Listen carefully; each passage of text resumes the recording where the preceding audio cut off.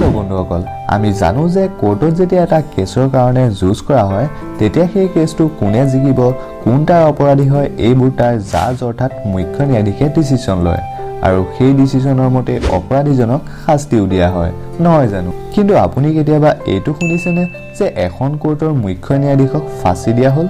অৰ্থাৎ জাজজনক ফাঁসি দিয়া কথা কেতিয়াবা শুনিছেনে বাৰু নিশ্চয় নাই শুনা চাগে সো আজি আমি এই ভিডিওটোত এনেকুৱা কিছুমান অদ্ভুত আৰু ইন্টাৰেষ্টিং তথ্যৰ বিষয়ে কথা পাতিম গতিকে ভিডিওটো সম্পূৰ্ণকৈ চাব আৰু যদি এতিয়ালৈকে আমাৰ এই চেনেলটো সাবস্ক্ৰাইব কৰা নাই তেন্তে ভিডিওটোৰ তলত থকা সাবস্ক্ৰাইব বটনটো ক্লিক কৰি বেল আইকনটো প্ৰেছ কৰি দিয়ক যাতে এনেকুৱা ধৰণৰ ভিডিওবোৰ অসমীয়াত সকলোতকৈ আগত পায় নাম্বাৰ 5 বন্ধুসকল আপোনালোকে জানেনে যে আমাৰ পৃথিৱীত এনেকুৱা দুখৰ ঠাই আছে য'ত দুখন নৈ মিল হৈছে আৰু সেই মিল হোৱা ঠাইডোখৰ দেখিবলৈ ইণ্ডিয়াৰ মেপখনৰ দৰে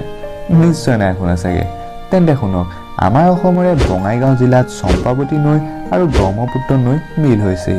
আৰু সেই মিল হোৱা ঠাইডোখৰ দেখিবলৈ ভাৰতৰ মেপখনৰ দৰে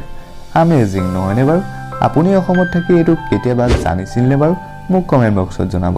নাম্বাৰ 4 আজিৰ দিনত প্ৰায়ভাগ মানুহৰ শৰীৰত টেটু দেখিবলৈ পোৱা যায় আৰু টেটুৱে মানুহজনক এটা বেলেগ লুকস দিয়ে কিন্তু ভাৰতত এনেকুৱা কিছুমান মানুহ আছে যি টেটু কোনো ষ্টাইলৰ কাৰণে নহয় তেওঁলোকৰ পৰম্পৰা নামতে টেটু বনায় ছত্তীশগড়ত বাস কৰা ৰাম নামী সমাজৰ মানুহবোৰে 100 বছৰৰ আগৰ পৰাই গোটেই শৰীৰত ৰাম নামৰ টেটু বনায় কিন্তু ইয়াত আচৰিত কথা এইটো যে এই সকল মানুহে ৰামৰ পূজাও নকৰে আৰু কেতিয়াও মন্দিৰো নাযায় কিন্তু তেওঁলোকে ৰাম নামৰ টেটু বনায় সঁচাই আচৰিত নহয়নে বাৰু নাম্বাৰ 3 বন্ধুসকল গুগল বুলি ক'লে আমি সকলোৱে জানো কাৰণ আমি যেতিয়া ইন্টাৰনেট ইউজ কৰো তেন্তে নিশ্চয় গুগল কি হয় আমি চিনিয়ে পাওঁ কিন্তু আপুনি জানেনে যে এই গুগল কোম্পানীটোৰ এটা ইন্টাৰেষ্টিং ফেক্টৰ বিষয়ে তেন্তে শুনক এই গুগল কোম্পানী কৰা পুৰণা এমপ্লয়ীবোৰক গুগলাৰ্ছ আৰু নতুন এমপ্লয়ীবোৰক নুগলাৰ্ছ বুলি কোৱা হয় সঁচাই অদ্ভুত নহয়নে বাৰু নাম্বাৰ 2 বন্ধুসকল আমি আগৰ এটা ভিডিঅ'ত এজনী মাইকী মানুহে তেওঁৰ স্বামীক ডিভোৰ্স দিয়াৰ কাৰণ এটা কৈছিল যিটো বহুতেই ইন্টাৰেষ্টিং আছিল সো আজিও এনেকুৱা এটা ডিভোৰ্স কেছৰ বিষয়ে কথা পাতিম যিটো শুনি আপুনি আচৰিত হৈ ৰব এজন 99 বছৰ বয়সৰ ইটালিয়ান ব্যক্তিয়ে বিয়া হোৱাৰ প্ৰায় 77 বছৰ পিছত তেওঁৰ পত্নী যিগৰাকীৰ বয়স আছিল 96 বছৰ অৰ্থাৎ 96 ইয়াৰ সেই পত্নীগৰাকীক এইটো বয়সত তেওঁ ডিভোৰ্স দিব বিচাৰিছিল আৰু ডিভোৰ্সৰ মেইন কাৰণ আছিল যে 1940 চনত তেওঁৰ পত্নী আৰু কোনোবা এজন ব্যক্তিৰ লগত হোৱা ভাল পোৱাৰ কিছুমান চিঠি তেওঁ দেখা পাইছিল আৰু এইটো কাৰণে এইটো বয়সত তেওঁ ডিভোৰ্স দিলে সঁচাই আচৰিত নহয়নে বাৰু নাম্বাৰ 1 আমি জানো যে এজন অপৰাধীৰ ফাঁসিৰ অৰ্ডাৰ এখন কোৰ্টৰ জাজ অৰ্থাৎ মুখ্য ন্যায়াধীশে দিয়ে কিন্তু আপুনি কেতিয়াবা এইটো শুনিছেনে যে এখন কোৰ্টৰ মুখ্য ন্যায়াধীশক ফাঁসি দিয়া হল নিশ্চয় নাই শুনা চাগে তেন্তে শুনক 1976 চনত এজন জাজক ফাঁসি দিয়া হৈছিল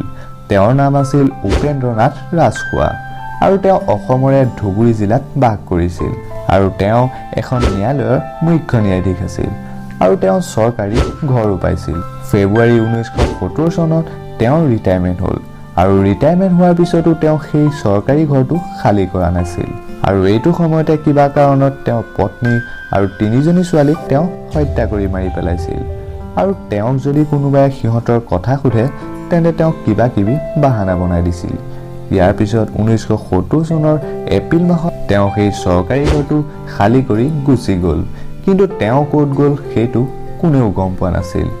আৰু তেওঁৰ পত্নীৰ ভাইকটোৱে পুলিচত চাকৰি কৰিছিল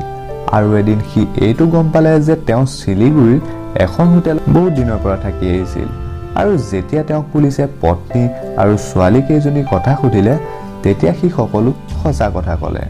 আৰু তেওঁক গ্ৰেপ্তাৰ কৰিলে